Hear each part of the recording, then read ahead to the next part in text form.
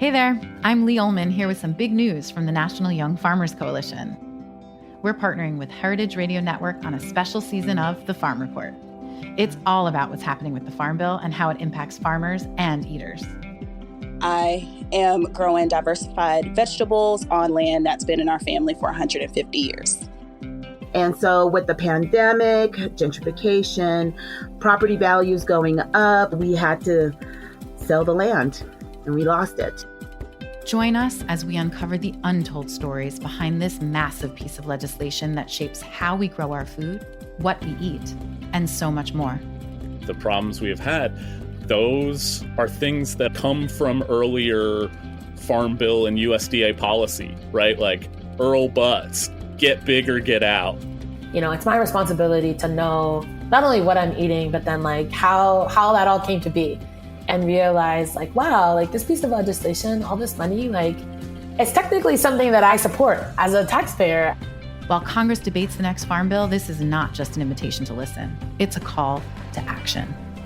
Be part of the conversation. Subscribe to the Farm Report on Heritage Radio Network, wherever you listen to podcasts. You're listening to Heritage Radio Network. Since 2009, HRN podcasts have been exploring the wide world of food, beverage, and agriculture. Learn more at heritageradionetwork.org. This episode is brought to you by Roberta's, home of Heritage Radio Network since 2009. Learn more about Roberta's at robertaspizza.com. We talk about food, we talk about music, with musical dudes, finger on the pulse, snacky tunes. Hello and welcome to Snacky Tunes. I'm your host, Darren Bresnitz. Today, I sit down with Shin Irvin, the creative partner at Shin's Pizza, and Chef Melissa Lopez, the chef and partner at Shin's Pizza. And we are recording on a Friday, which means it's pizza night in America. And we dive into that delicious topic and more with them. We talk about Shin growing up in Philly, how Melissa and him came together to create a beautiful personal pizza shop in Cypress Park, and the type of art and the music that you can expect when you go grab a slice. And then it's deep into the archives. And we had Alex Rose, before she became Canyon Counterpoint, doing a performance, playing some incredible songs from her then released debut album, Accordion Pages. So please sit back, relax, and enjoy Snacky Tunes here on Heritage Radio Network.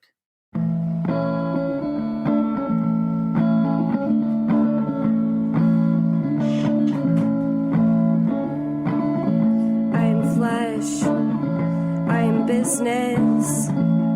Oh, touch me, I am sick. I am strong.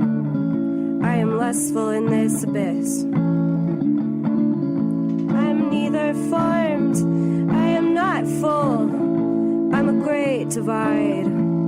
All is amiss.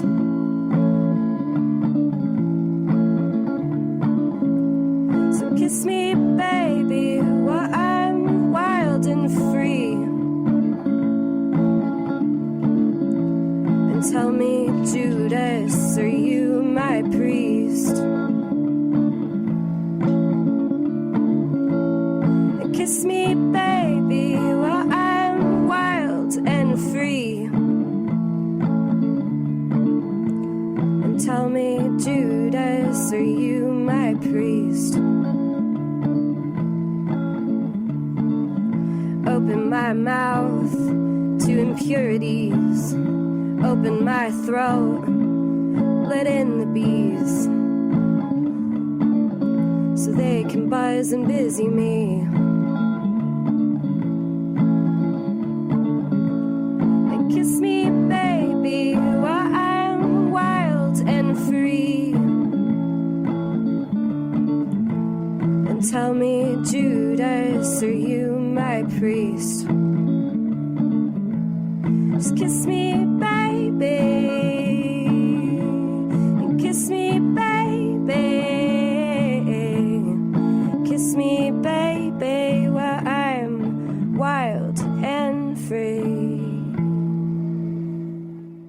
Hello, welcome to Snacky Tunes. I'm so excited to be sitting down with Shin Irvin and Melissa Lopez of Shin's Pizza, LA's one of LA's newest additions to the pizza pantheon of the city. Welcome to Snacky Tunes. Thanks for having us. You know, Shin, you and I both grew up in Philly, and I don't know if people really think of it as a pizza town, but it's where I had my first slices, you know, especially down on South Street, Lorenzo and Sons. Oh, yeah. Which is, you know, a legendary, but I don't know if it's legendary outside the city. Where did you eat pizza growing up, and what do you love about the city's take on the cuisine? Oh, that's an interesting question. I grew up with a pizzeria that was very close to me. It was almost like 2 blocks away. For me, it was more of a place to hang out. They had like video games. And, you know, we would go in there after school and like order some fries and things like that, and like share like one tub of fries with like tons of ketchup on it. Yeah. And then we would play video games, and it was just it was like home base. Yeah. And I think the pizza in Philly, the way I felt it was a bit different was that most of the pizza in Philly were run by, I feel like, more Greeks than Italians. And I think Greeks have a different take on the Philly style foods, even the hoagies, Sure. salads, and everything was slightly different from the Italians. So, yeah, I mean, it's definitely, I remember like a more buttery crust. I remember feta and peppers and olives in my salad. You know, it's something that when you just grow up, especially when you're younger, you're like, well, this is just what pizza is. Especially, I mean, you're a little older than I am, but like, you know, when you grow up, you're like, my pizza is defined as the pizza within my hometown. Oh, absolutely. Yeah. Now, Melissa, you grew up in Nogales, Arizona. What was your relationship with pizza growing up? Because, you know, I know that pizza's been put on the map a little bit in Arizona, but, you know, what was it like when you were a kid? Yeah, I mean, obviously, like growing up in Arizona, like now and even when I was younger, it was like, you know, Pizzeria Bianca, and that was like the end all be all of any good pizza. I didn't have that until I was much older. I think my relationship with pizza was this place on Morley Avenue called Vesuvio's Pizza. And the one thing I remember about it was like a braided crust. That was all. I mean, you know, you obviously had like Domino's and Pizza Hut, but Vesuvio's was like the only local pizza shop with the braided crust. They had huge slices, and I remember it being really good. Although now, if I think back on it, it was probably only good because it was a mom and pop kind of run pizza shop. Yeah, but I mean, it's, you know, there's that ritual. I mean, it's all good, right? But it's a part about you get the family together. It's like usually Friday night. I know, Shin, that was a big part of you growing up with you and your mom. Was that like, let's get pizza, let's hang out, let's be a family together around like a slice? Yeah, because I was a latchkey kid, so I would have to kind of take care of myself. So like the only time we really like had time was on Fridays and like on weekends. So my mom really liked to eat out and try different kinds of cuisines, but Friday was always kind of designated to just like, let's get a pizza, let's stay home, let's just like, you know, have some one-on-one time between my mom and I. So I really cherish it because it's just, you know, I don't think people realize like those kinds of times are like, it's kind of rare in today's society. You know what I mean? It's like, it doesn't happen often because people are so busy with their lives, you know? No, I hear you. And it's, you know, I live in this part of LA called Altadena, and we've had 2 great pizza spots open up in the last couple of years. And it's amazing how much myself and my family have gravitated back to pizza night. More than anything else is like, let's get some pizza, let's hang out, let's be family together. It's so special. Is that something you guys, either of you, still practice today with your families? I think for me, it's more of a Sunday night kind of dinner now. I have I have a 2-year-old daughter who, she eats very early, but on Sunday we definitely make it a point to go out to dinner early. Try different restaurants. I live on the west side of LA, so try different restaurants out there. But pizza night for me too, growing up, was always on Friday nights, and I don't think I've ever until I opened up the pizza shop and started working with Shin more closely and his relationship to Friday night pizza with his mom. I don't think I realized how much of a staple that was in my life growing up until I was talking to Shin about it. And and yeah, I think Shin's really right about the lack of kind of time that you set aside for that nowadays. And it's a really special thing, and to have a pizza shop where Friday is definitely our busiest night, and to be able to try to recreate that for families in Cypress Park and adjoining neighborhoods is a really special thing when you really take the time to think about it. Yeah. Also, I think now that I am a parent that works, I can understand by Friday night, I'm like, if I have to cook another meal or make another, exactly. I'm like, can we just order something and something that the kids are going to eat? Now, I want to get to Shin's in a little bit, but Melissa, you referenced Pizzeria Bianco, and this radio network is set in the shipping container back of Roberta's, and so obviously pizza and the idea of like what you can do is, I don't know, fine dining, but like prestige restaurants with pizza has obviously shifted now over the years, and that's definitely a way in. But when you were coming up, and I'm going to use your words, not mine, you worked in intense kitchens in New York and Los Angeles. What brought you into the restaurant world, and when did you start to think about different type of restaurants that you would want to be a part of? It's like a really good question. I think I was drawn to cooking when I went on a tour at the French Culinary Institute when I was looking at culinary schools. Because I went to college. I got a degree because it was kind of like what you had to do in my family, and it felt like it was just checking a box. But there wasn't really any passion behind what I studied. I studied journalism. Sure. No offense to you or any journalists out there, but it just wasn't necessary for me. And none taken. None. I started touring culinary schools, and I always wanted to live in New York City. And this was just like an avenue for me. So I walked into the school and I smelled freshly baked baguettes, and I was sold. I was like, this is what I want to do. And, I went to culinary school there. They just pump it right into the foyer for everyone, right? Exactly. It's like a Subway, but a better version of it.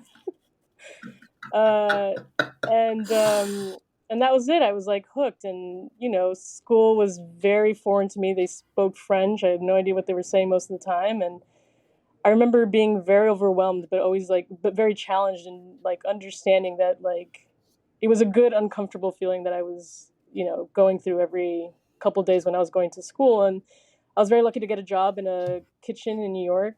I was working pastry, which I was terrible at, and that really set the foundation for this idea of working in a place where you're kind of uncomfortable, but you're getting through the day and like pushing yourself to get better and to understand how you could get better. And I think that, I don't think that there are a lot of industries that kind of make you do that on a regular basis. Yeah. Now, Shin, your entry into the restaurant world was through design, but before you started designing restaurants, you were in the music world, working for different labels and things like that. What did you take from that design experience, and how did you apply it to more spatial design and restaurant design? Yeah, I mean, I was living in New York at the time when I first got my introduction to a record company, which was Motown Records. And, I was just thrown into it because I had no idea what I was doing or what I was getting into. But it's a fun atmosphere when there's creativity with people who are creating sounds and music, and you have an office with your own stereo in it, and like play it as loud as you want. Mm-hmm, I mean, seriously, we used to pump it where the office was like, because me and my buddy shared another colleague, David Harley. We shared an office together, and he used to love playing like like music super loud, and I wasn't used to it, but then I realized that you start to hear more if you play it loud, and Yes. and through that process and working for a record company, obviously you get to party a lot, you get to be introduced to all kinds of things. And I think through that process, I started to get into restaurants and food because we would work late. And then in New York, it's great because you can go out anytime. So afterwards, we would, just seek out different restaurants. And I remember actually sitting in Leal, was Bourdain's restaurant at the time, with my friends Jameson and Jennifer, and like we'd be sitting there at the end of the night, and then this guy comes in and sits down and starts smoking cigarettes in front, because they were friends with Jameson and Jennifer, and we would just talk about the night, and I just found that really, like, to me it felt very romantic, the whole Yes. thing, Oh yeah. and I loved the feeling of it. And I was just a fan at first, and then I guess when I got to LA, I got my first opportunity to do a restaurant brand, which was called Jelena. At the time, I mean, arguably now one of the most famous restaurant brands, if not in LA, in America. Yeah, for sure. That is an iconic. Yeah. Yeah, and at the time I was just surfing and like freelancing, and I was just been through a divorce, and like I was just trying to like recover. And then this thing shows up, and like they told me I had a contest with somebody from New York, and I was like, you have 2 days to do it. And I'm like, oh. And it was just one of those things. I just did it. I did 3 concepts. I sat with Travis and his partner, and like Travis just gravitated to this one design. But sometimes it's just not. I don't want to say not knowing, but just being put into these constraints of either time or just being open to what is out there in the world and the influence. And sometimes that's the best work. It's just it's so pure in some ways. Yes, that's exactly it. And I respect to all the people who design out there and stuff. Of course, it's really hard. But I just feel like now it's almost like they take too much time. They take, like they consider so many different things that it becomes robotic. Right. No, I hear you. And I think maybe the same can be said about restaurants and cooking and things like that, where it's just like you're under so much scrutiny and you have so many influences at hand that like it just feels formulaic at a point. All right, let's take a quick musical break. And when we come back, I want to talk about getting Shins open, how you two met, and some of the music that is played at the shop. We have a song from the archives here on Snacky Tunes on Heritage Radio Network.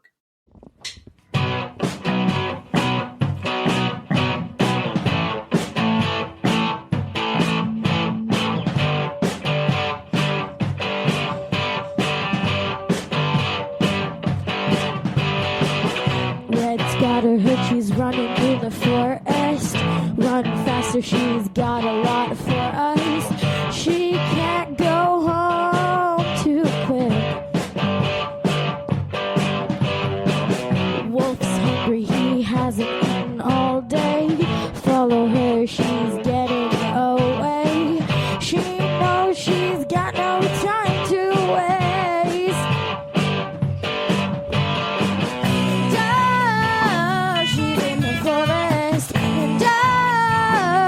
Coming for us. Whoa,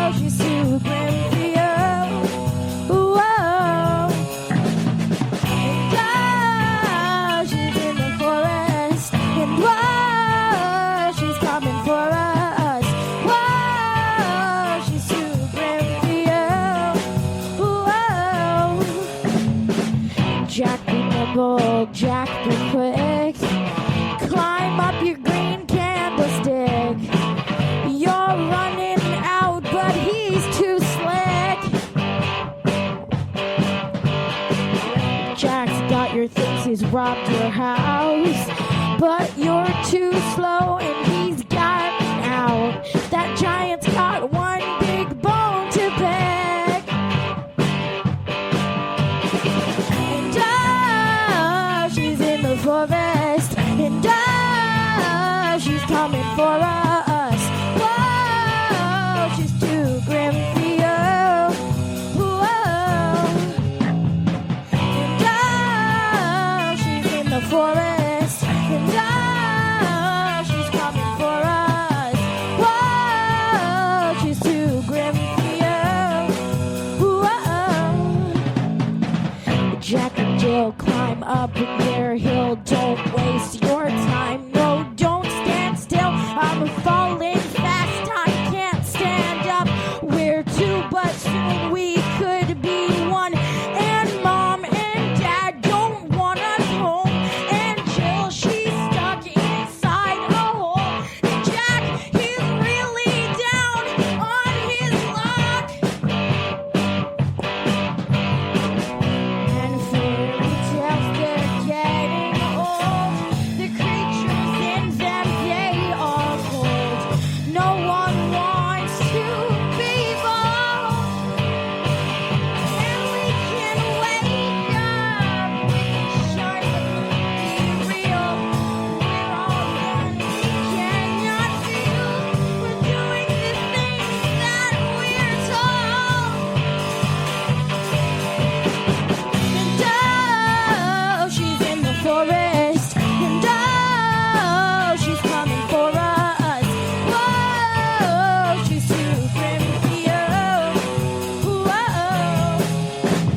And oh, she's in the forest. And whoa, she's coming for us. Whoa, she's too grim for you. Whoa.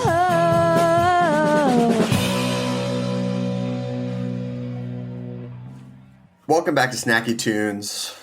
I'm sitting down with Shin Irvin, creative partner at Shin's Pizza, and Chef Melissa Lopez, the chef and partner at Shin's Pizza. And before the break, we're talking about design and being open to this creative flow of when thinking about doing a new design or cooking new food.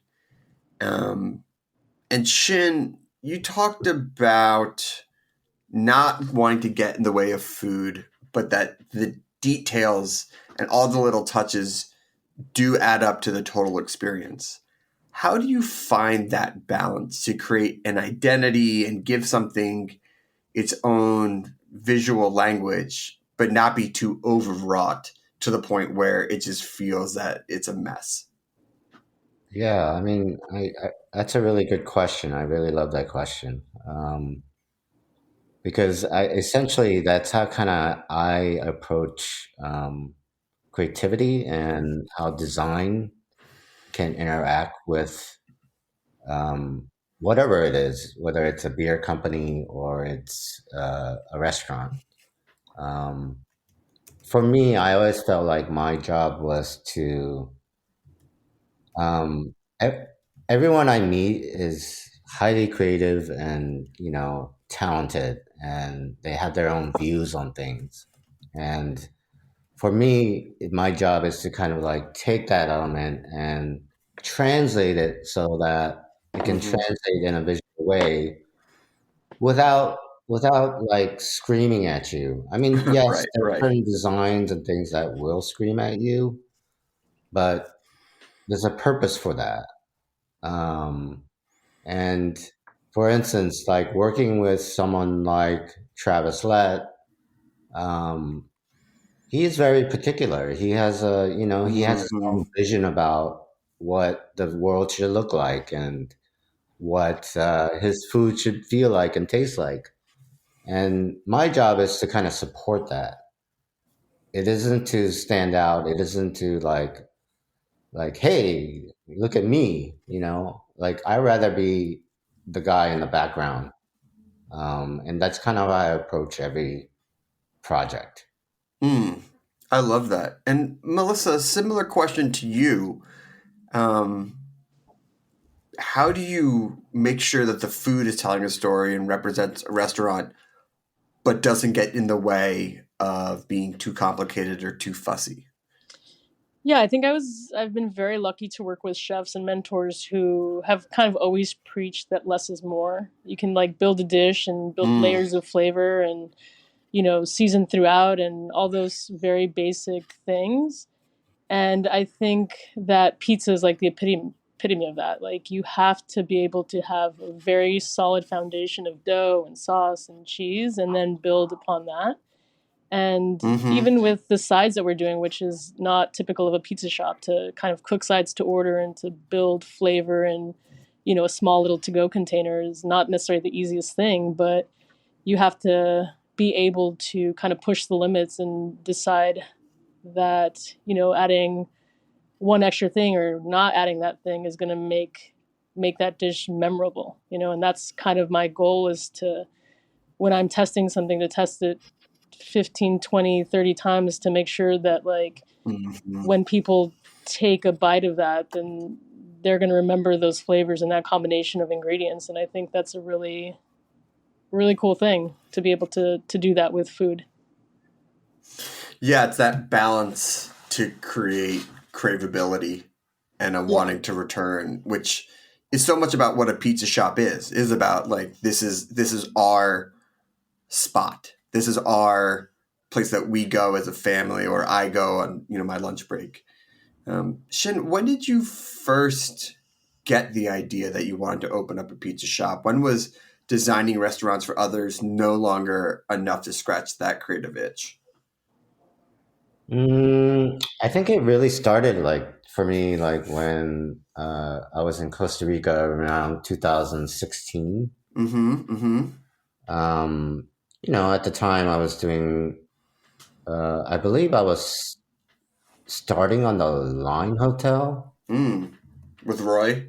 Yeah, with Roy. And I started to get into the weeds and like, I got really excited, because that you had all these touch points and like Right. you could have so much influence and like fun with it.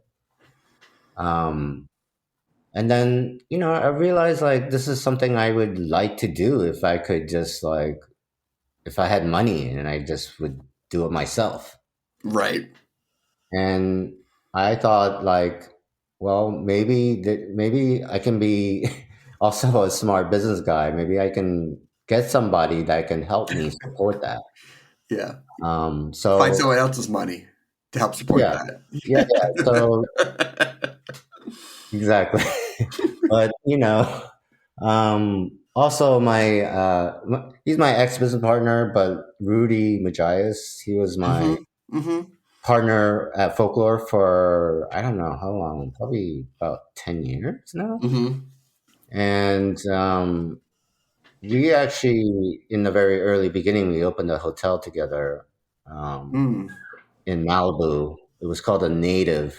Now I believe it's called Hotel June. And I guess I always had that desire in me to do that. And we had a couple other attempts. We were going to do a ramen shop at one point. Sure.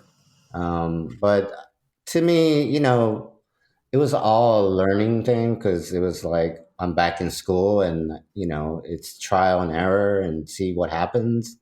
Just stick my neck out there and see what will happen and learn from it. And that's kind of how I approached it. And for Shins, unfortunately, this came to be because the pandemic happened and my mother happened to pass away, not from the pandemic, but I'm so sorry. Yeah, during that time. And then I just kept thinking about her and I kept thinking about those Friday nights. My heart was telling me, like, you should open a pizza shop. And I was like, if I'm going to do that, I'm going to need the right partner. Yes. So I met Adam a long time ago, and then met Holly afterwards, and then I really respected what they were doing in the culinary world and operations world, and like just the vibe of everything they were producing, and I got along with them, you know. So I thought it would be a great idea just to partner up, and lucky for me, they agreed. And they found Melissa, which is even more amazing to me because Melissa, you know, her temperament and her like, she's always happy, you know. No, she is. I mean, I don't know anyone happier than Melissa. I mean, that is a good quality in this industry. Yeah, absolutely. And she reminded me of my mother, like in spirit, and it just felt like it all just fit. I mean, that's so beautiful. I mean, you know, the great thing I think that Adam and Holly and everyone at Last Word Hospitality does is building these restaurants around a personal story, around the right team. And you see it with like Found Oyster and Queen Street, among their other places as well. Melissa, no pressure to take Shin's childhood memories with his mother and turn that into a reality with food, and have an iconic new pizza shop open up. What was the process for you there? You know, it's funny that, you know, I think about Shin and his story, like. Sorry, I get a little emotional when I think about it. Oh man. I think it's just because it's such an honor to have that, like, to do that for somebody, but it's also what he does for me, you know, and for the people that work there. And he has a photo of his mother and his grandmother, like, right as you walk into the kitchen. And like, every time I walk in there, I think about, like, honoring that memory. And it's kind of, it's a huge responsibility that I don't take lightly, obviously. But, no, you know, Shin is, he would give you the clothes off his back. He would feed you till you are so full you could not eat for weeks. Like, that's the type of person he is. And, you know, to be able to work with somebody like that and have that same, you know, drive to do good and to honor somebody's memories, like, you know, you don't get that at every restaurant that you work with. You don't get to work with people who care and who want to do it for like a bigger reason. And, you know, I try every day to think about that and to honor that memory of his mother. And, you know, and then people in my life too that have helped me to become who I am. And I don't know, I think it's a really sweet thing. I mean, it's so sweet and it's so beautiful, and it does feel so personal. And I think that is the beauty of something like pizza. And you said it before, it can seem so simple, even the whole space itself, but it really is a powerful thing because it is not this is our anniversary meal. This is not you know, we're going out to celebrate. This is like the workhorse of a restaurant that becomes the part of the fabric of a family's life. And to be able to pass that story through this food is, and you know, you're somehow then creating those memories for someone, saying like, this is where we did our pizza on a Friday night, and it's inspired by where I did my pizza on a Friday night. And it's just, it is a responsibility, but it's such a beautiful one to have. Yeah, and I don't think people like take the time to think about it as much anymore, you know. And it's that same idea that like people aren't sitting down for dinner every night with their family, and you know, to be able to like do that, hopefully once a week for people, then that's a big deal for me. I think so too. I think to be a regular anywhere these days is a lot, and to be this like, well, I'm going to see these families every week. Just they become a part of your life too. Yeah. And, touching on the personality of it, it's like you walk in and it just does feel like you've entered into someone's space that's lived it. And I think part of it, that is the way it's designed and the art that's on the wall and the music that's playing. Can you talk a little bit about like what into those elements of the space? Oh yeah. I'm trying to recover from Melissa. No, I know. Right. Take your time. Take your time. Of course. That was beautiful. Thank you. Well, you know that I love you, Shin, and I'm gonna start crying again. But well, we probably don't need to do this here. But Yeah. that I do. Yeah, I couldn't have asked for a better human being. Thank you. Yeah.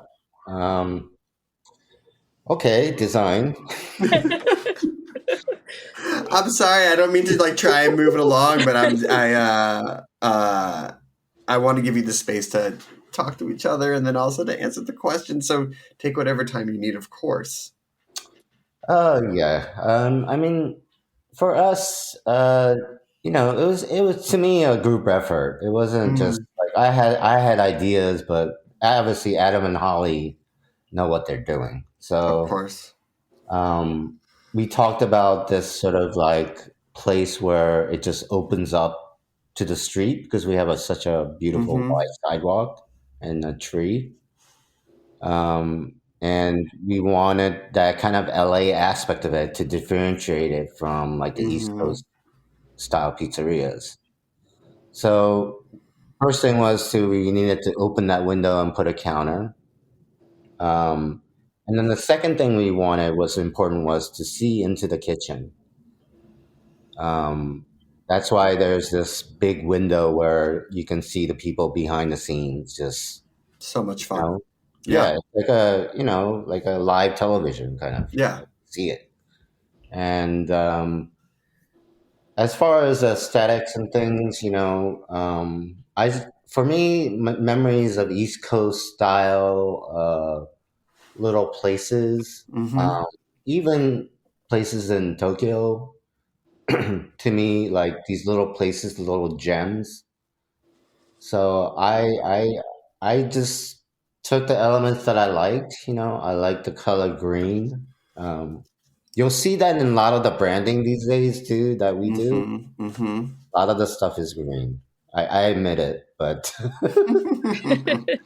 and then I wanted to include some artwork and people that I've worked with in the past and the things that I've discovered in flea markets and just my love of the ocean and surfing and those kinds of aspects and put it all together and also allow room for growth so that different because I remember in Philly at Jim Steaks oh yeah, one of my favorites.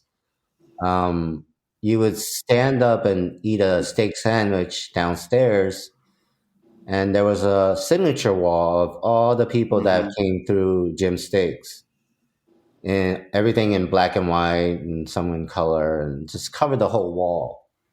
And I always remember that, and I always felt like, oh, that's kind of cool. Like it's like a growing wall, and that was the idea behind it. And the music is just stuff I like, that I listen to, that I put together. It isn't more than that. And I included some more soulful Philly, artists because, that's kind of where I grew up and listened to, the types of music which was more soul. So, yeah, just a little chill place to have a slice and like hang out and like look at the wall and get entertained for a second. Yeah, I mean, it definitely feels like a little bit of a respite from LA of just swinging in, good music, good slice, low pressure. Yeah. I would like to ask about one of the slices before we go, because I do believe that the mortadella slice really does signify so much about what the spot is about. And Melissa, I had asked you the story behind that slice when I ate there, but I'd love for you to share how it came to be and how it's become such a visually iconic part of the culinary landscape in town. Yeah, I think when you start developing recipes and you kind of have always a vision of what it's going to be, and most of the time it doesn't necessarily end up that way. I knew I wanted to have a white pie on the menu, and when I was R&Ding, I was talking to Adam about just obviously like pizza, and he was telling me when he went to Rome, he had this pizza that was just had a ton of sliced mortadella on it. And I was like, oh, maybe that's going to be my white pie. And there was obviously different variations of it. And when I had the idea of putting the ricotta on the bottom of the pie, baking it, and then just putting the mortadella on top. And the ricotta got like chalky, and it was like not the right texture or flavor that I was looking for. So then I just put mozzarella with garlic and olive oil and made the base much more simple.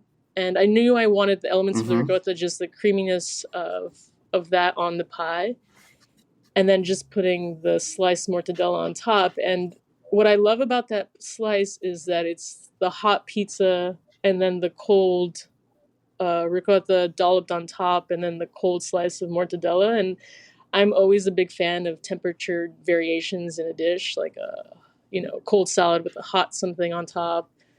When I worked at Bestia, one of my favorite dishes there was the chicken gizzards with the endive and beet salad, and that was like the epitome of texture and a bunch of stuff. But that was always one of my favorite dishes. It's just like the hot and the cold.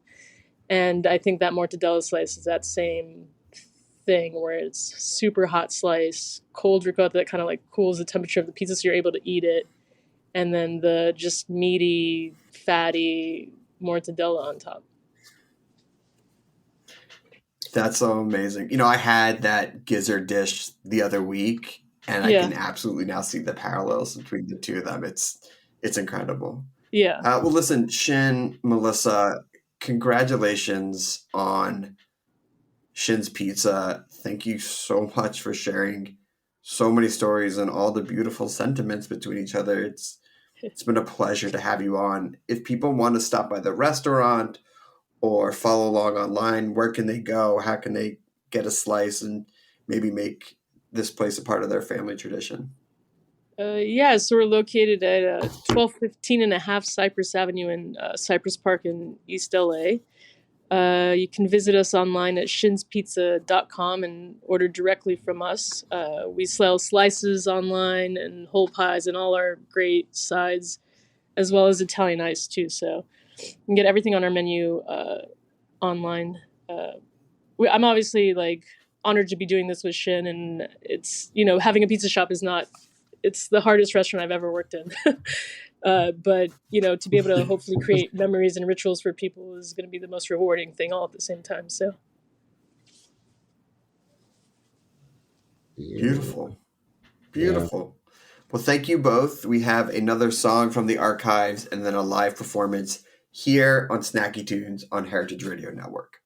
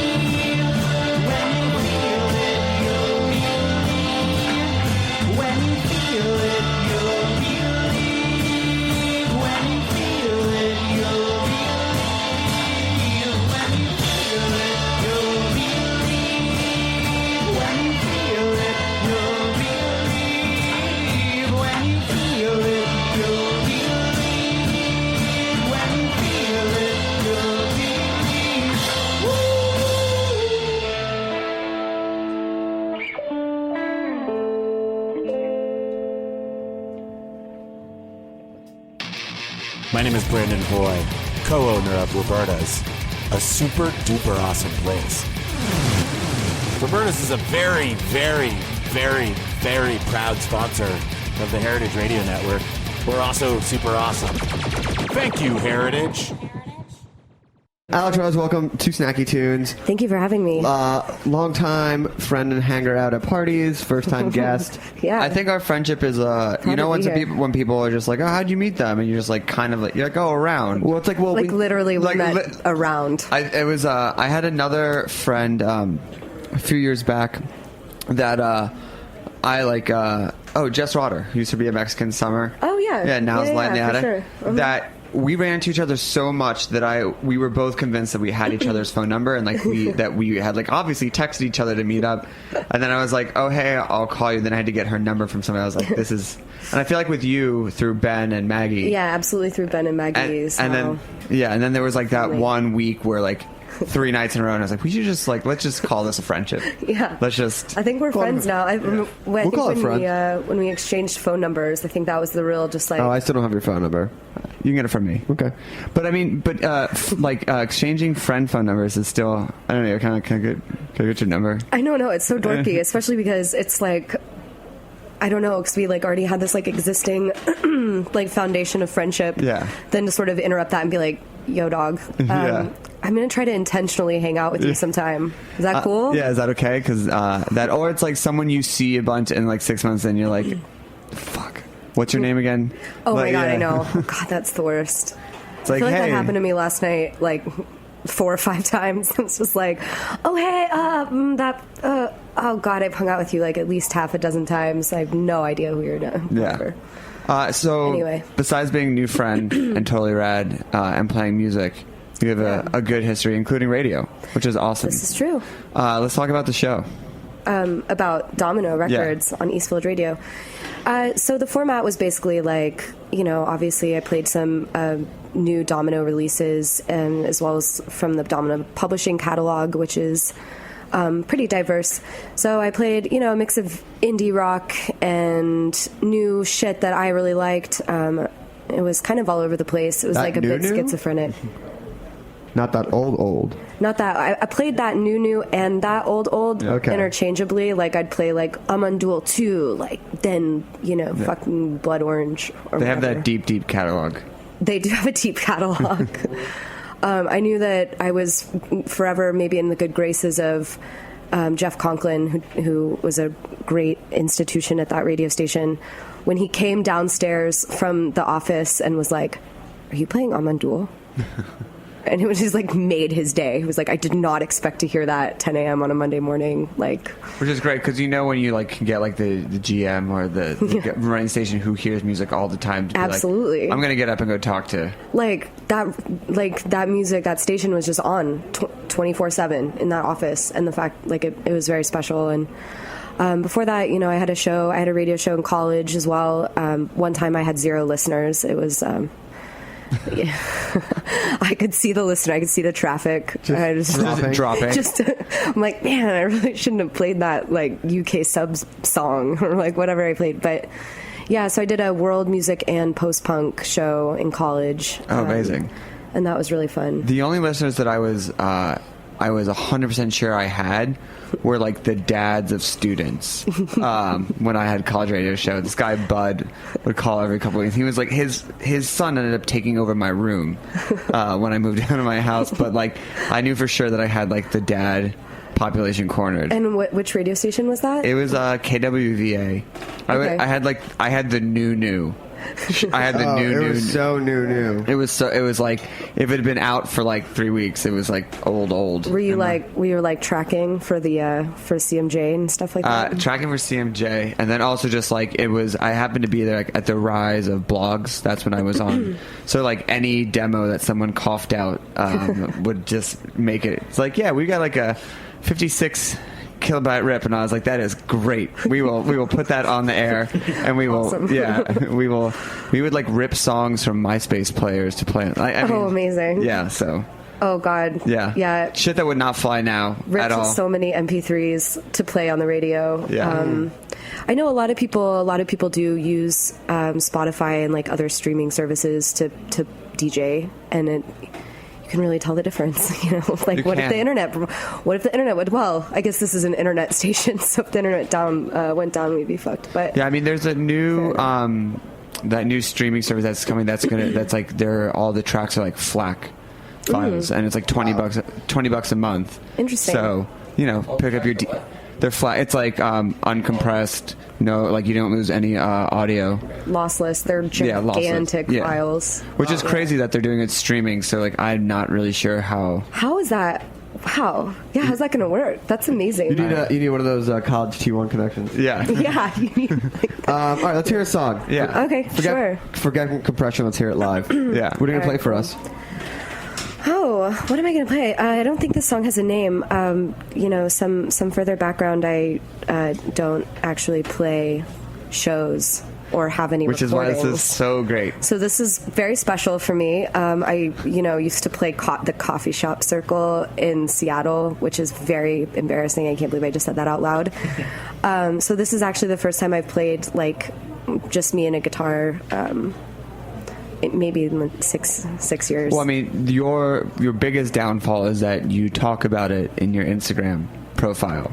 I will tell you, despite the fact that I don't play publicly, I spend probably an hour, 30 minutes to an hour every day singing and playing guitar. It's just like part of my life. I think you really downplayed it because you're like, I don't know. And that opening song was great. So yeah, I don't know why I wrote a song in French. It I was drunk walking home from a bar, maybe like 3 or 4 weeks ago.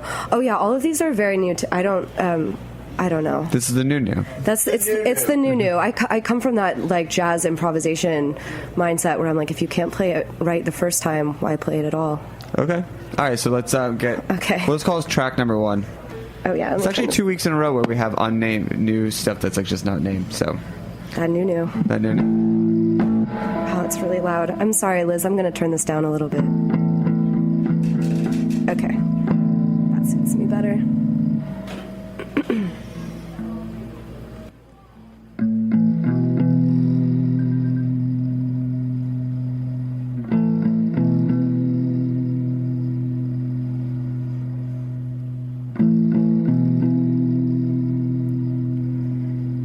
Is it too late now to change your mind? Do we have to go back inside? In this grand garden, there's no more malaise. So you come outside and pay me mind. And I will see what Milady thinks, if she might call on me tonight.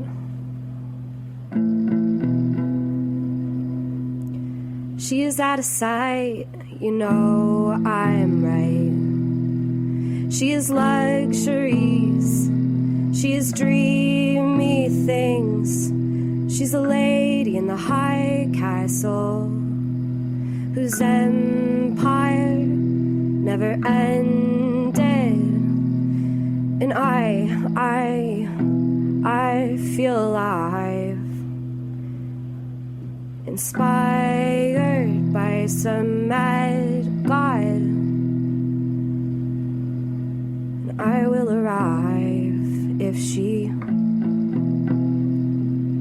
calls on me tonight.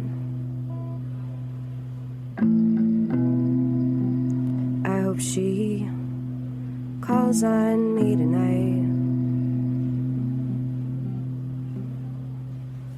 Great. What was it like in the Seattle coffee house circuit? And what year was it? God. This was like 2007. Great.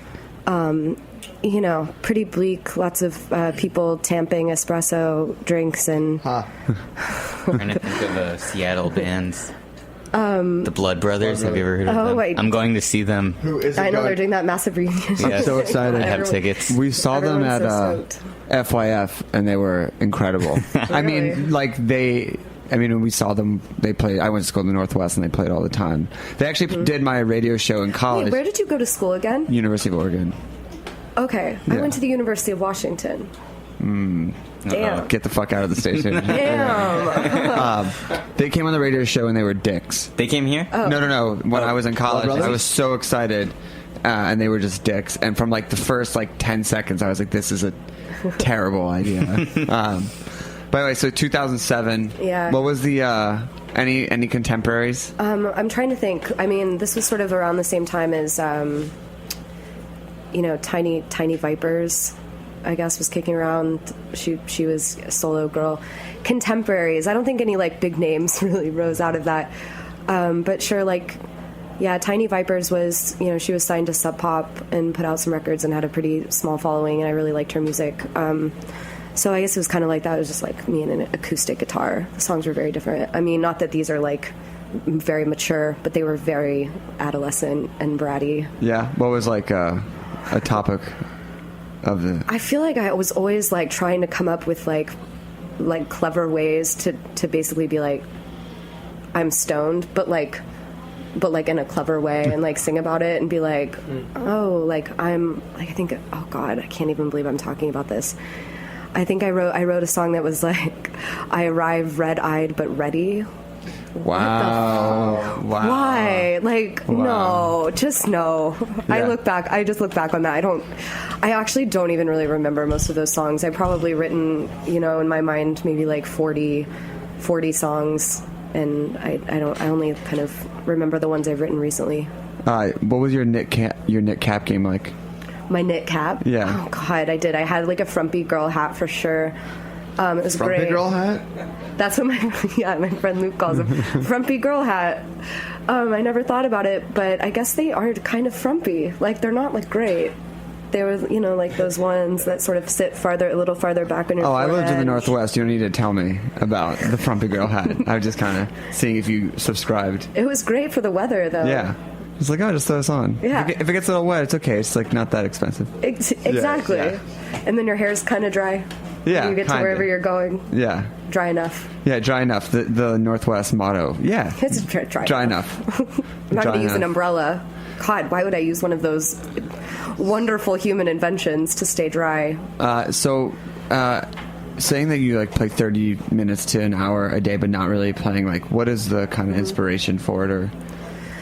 When I was younger, I used to sing in choirs, and I did musical theater and stuff like that. So I think it's just a way to stay in practice. I sing in bands occasionally. I was a part of Household, which was a Brooklyn band.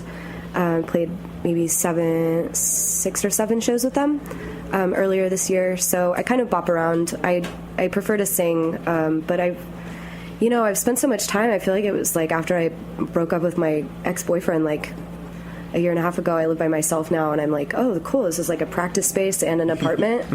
I'm bored. I pick up a guitar and Don't tell your landlord; they'll charge you more. Oh, yes, it's a practice space and apartment. We can charge you more for that. Mum's the word. Yeah. Greg Flip. That really is. Put your earmuffs on.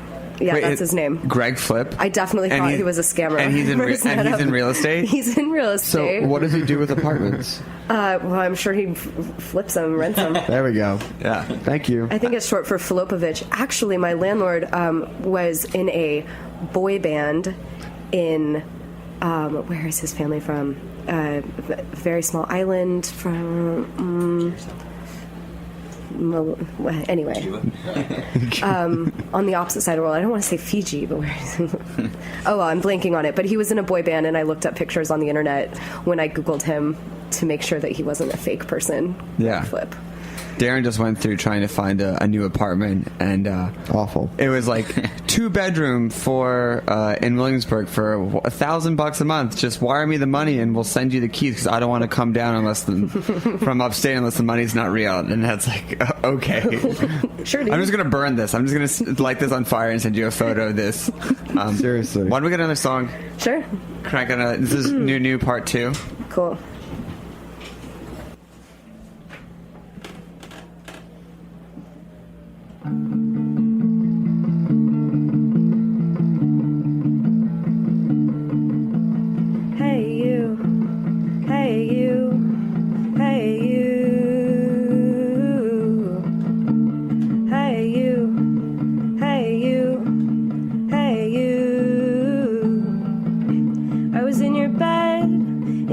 my head. How did I get here again? I better get going nowhere, I better get going. I better get going nowhere but home. Alone again. What do you want me to say? I can be anyone I want today. I can go where I please. I can get down on my knees if I want to. If I want to. If I want to. If I want to. If I want to. So when the lights go down and the curtain falls, I'll be in the box seat, starting the applause, starting the applause, starting the applause. So I better stop going, I better stop going nowhere but home, alone again. So you say Northwest. Are you from Seattle? No, I'm from Austin, Texas. Okay. Ooh, what's your favorite place to get migas? Ooh, that's a great question. Oh, I have an answer. There's a Miga's Taco at a window on Manor, East Manor. It's called Taco Mex. It's next to a laundromat. Okay. It's the best. It's Miga. Technically, it's Miga's, so I cheated and answered with a breakfast taco. That's fine. Yeah. That's still acceptable. It's a good answer. Cool. What about you? Polvo's. Oh, yeah, Polvo's is great. Potentially favorite meal in the world? Absolutely. Polvo's, cheese, flour tortillas, black beans. Really? Oh, my God, Polvo's is so good. What do you want from me? I'm a man of simple tastes, you know? I'm just really comfortable with what's going on in my surroundings, and I just need migas from Austin.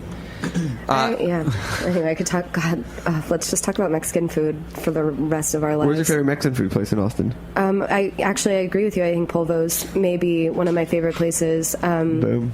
See, Greg? I mean, I'm not arguing. What about in Brooklyn? That's a harder question. Yeah. I don't have an answer. Honestly, it's okay. I mean, there's where I wandered by that I haven't been in a while is Mexico 2000. Where's that? It's on Broadway. It's in the back of a bodega. Oh, I've heard about this place. Which has been around for a while. I don't know if it's like good so much as like it's cheap and it's like in the back of a bodega and it's rad. It's next to Trophy Bar. Darren, do you remember? It's something like you Mexico took me there. 2000. Yeah, you took me there. Still around. It's a bodega. Yeah. It's probably. I wonder if it's good as I remember it. Yeah, it could be one of those like it was good because we were broke. We were broke, and it was down the street, and like just the location about it was great. But I'd be afraid to go back there, and it'd be like, oh, it's just not. Oh man, how many things are better in life because you're broke and it's down the street? I'm not just talking about food. But yeah. Actually, there's a place not far from here where we are. I'm trying to remember the name. It's on Flushing and Knickerbocker. They have a great torta. Really? Yeah. Okay. Shout out. Yeah, shout out to that torta. Shout out to that torta on the corner. I think Free Williamsburg did a roundup of like the 10 best taco places. And they only came up with 8? No. There's a bunch of places. You have to go like 1 or 2 more. It's like around these stops that the best Mexican food is in Williamsburg. I heard recently that triangle space on Flushing is finally open. Did you hear about this? Mm-mm. The one across from Life Cafe. There's just that property that's a triangle. It's been there forever with like an outside space. Oh, yeah, Montana's? Yeah. It's open now. It's not apparently. Montana's. They opened a bar. I walked by it not too long ago. Yeah. Yeah, they finally opened something there. That's crazy. Okay. Yeah. maybe we'll get a good roundup like for Mexican food in the coming. I just think it's impossible to have great Mexican food here, but that's just it's hard. I'm actually, I like La Superior. Come to think of it, their new restaurant. I think it's called Cerveceria. Yeah, that's the one I was going to mention. Oh, that's really good. So Been there twice lately. Good deal, good prices. It's good prices. Like they have good drinks, good beers. That's all like imported beers from Mexico, and I would agree with that. I live across from Loco Burrito on the Graham stop, so I can walk over there in my pajamas, just get a burrito, and go back home. Close That's my enough to favorite. change. Yeah, I remember when La Superior opened. I used to get in fights with the managers because they serve things traditionally, and they're like, I was like, okay, knife and fork, like that's not how it's eaten. And from Mexico, and we're like, oh, I know, but I'm in the States, and we would get into like epic fights with them of their like toe the line, like just you need to eat it this way, and I was like, I'm a messy eater. Can I have a knife and fork? So, but they're great, and their foods are awesome.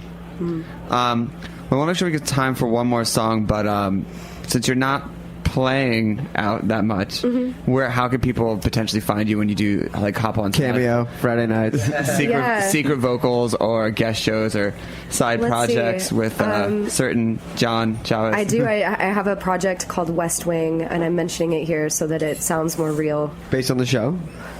Neither of us have ever seen the television show. All right. Perfect. Well, is winter coming? Because winter is coming. Get those first 4 seasons. It's perfect.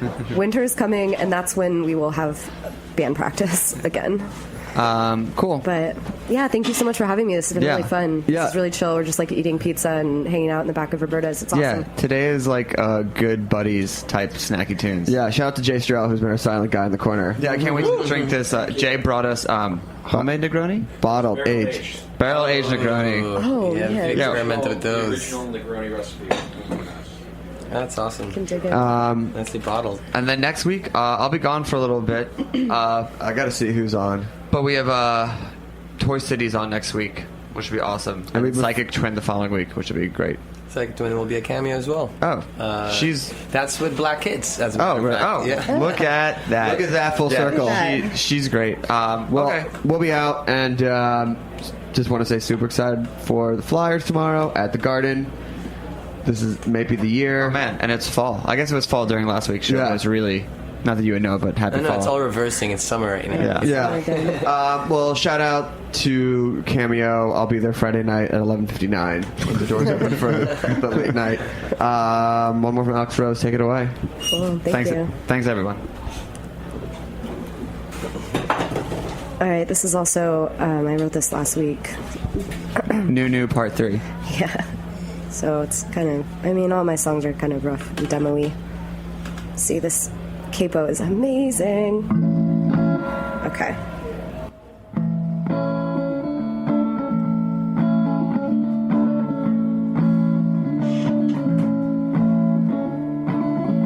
I am flesh, I am business. Oh, touch me, I am sick. I am strong. I am lustful in this abyss. I'm neither formed, I am not full. I'm a great divide, all is amiss.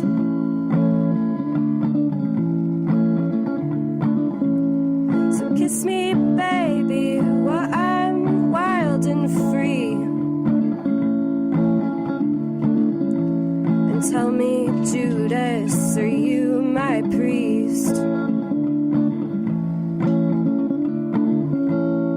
Kiss me, baby, while I'm wild and free. And tell me, Judas, are you my priest? Open my mouth to impurities. Open my throat. Let in the bees, so they can buzz and busy me. And kiss me, baby, while I'm wild and free. And tell me, Judas, are you my priest? Just kiss me, baby. Kiss me, baby. Kiss me, baby, while I'm wild and free. All right, talk about food, we talk about music with musical dudes. Finger on the pulse, snacky tunes. Snacky Tunes is powered by Simplecast. Thanks for listening to Heritage Radio Network, food radio supported by you. Keep in touch at heritageradionetwork.org/subscribe.